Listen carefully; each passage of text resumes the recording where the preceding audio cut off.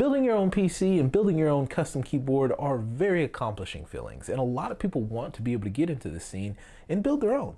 But the problem is keyboards can be a very slippery slope. Custom keyboards can get really expensive, like this one here that I built for myself not too long ago. It cost me over $600 to build that. But you don't have to spend that much to build your own keyboard. Today I want to show you how you can build a custom keyboard for less than $100.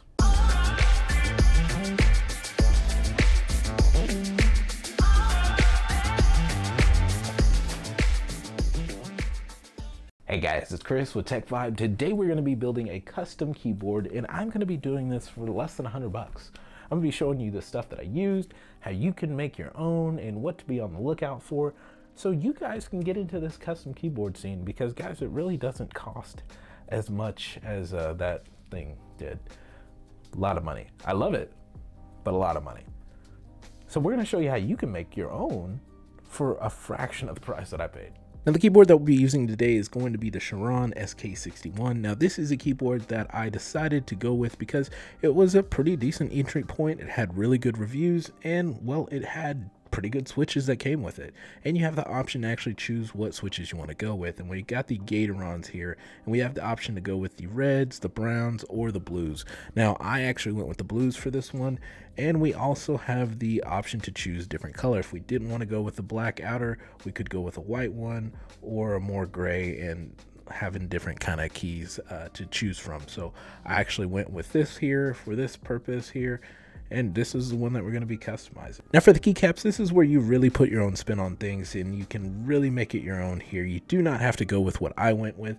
All I would recommend to you is to really be looking for the PBT in the title of whatever keycaps that you're looking for. Now I went with this setup here because I was a fan of this whole campy scene thing, so this is what I wanted to go with, but I actually picked up a couple of other different profiles just in case I wanted to switch it up.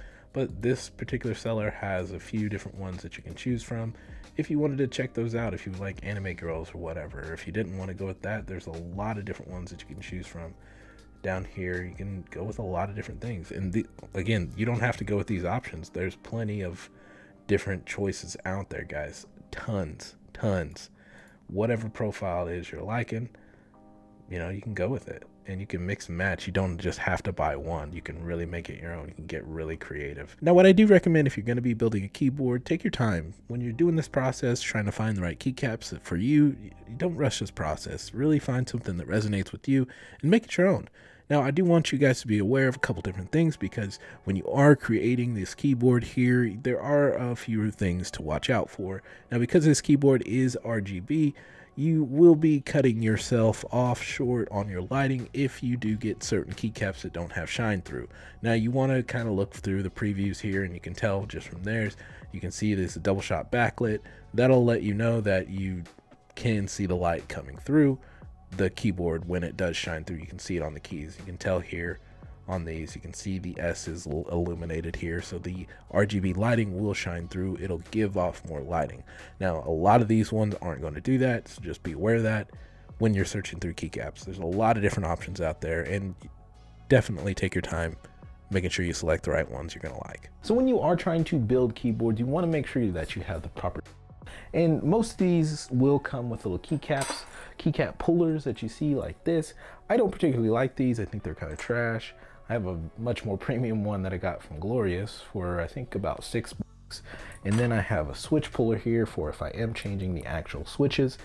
I definitely recommend having a little bit more premium tools, because when you are doing tedious work like this, and make no mistake, it gets tedious, you definitely want to have those good quality tools to fall back on, so you can get into a rhythm and it doesn't slow you down trying to use this hunk of junk here.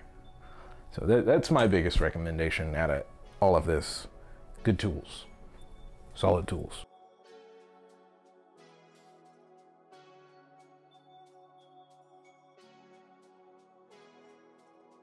Now there's not a lot of complexity to this, but just to make this very easy for you and try to avoid some headaches, because I've definitely done this, just try to stick to doing one row at a time when you are pulling keycaps here.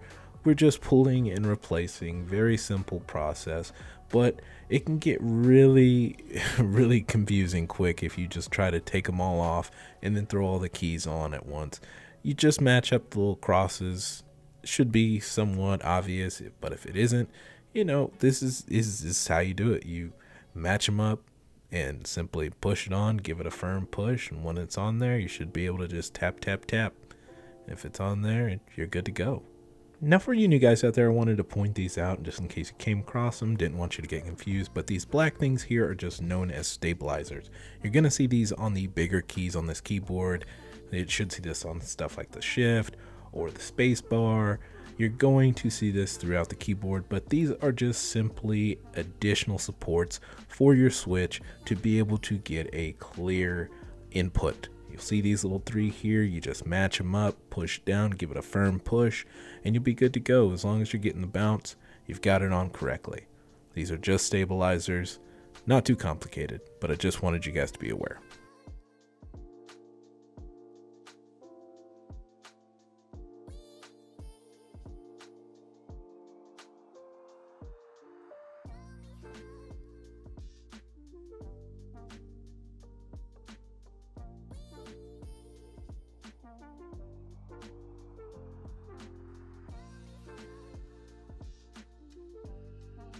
I am kind of curious about your opinions here. Now, instead of the F and the J key here, I decided to put the other little symbols we got here, the backpack and the fence post. I don't know. I like that it's different, but I don't know. It kind of feels like it's sore thumbish, stuck out like it is. Maybe I'll just go back to the regular keys, the F and the J. Let me know what y'all think. So I did have some other keys and I did have another keyboard. This is the Corsair K65, and I wanted to go ahead and take this opportunity to do some alterations to it too, because guys, it is not difficult to make these simple changes and make your own sort of custom keyboard, and I like it. So final result, I think that it turned out pretty dang good. I'm not upset with it. I like the little camp theme that it had going on, so I went with that. You definitely don't have to go with this setup here. You can choose your own colors, make it your own, but you know, I like it. Let's plug this thing up and test it out. Well, custom keyboard is in full effect. RGB is lit up. It's looking good. It looks just like I wanted it to look. You can go with whatever theme you want to, and you can choose different keycaps that lets the light bleed through a little bit better. But I like how this came out. I'm not upset with this. I'm gonna try to test it out and see how it games, but for the most part, I'm not disappointed.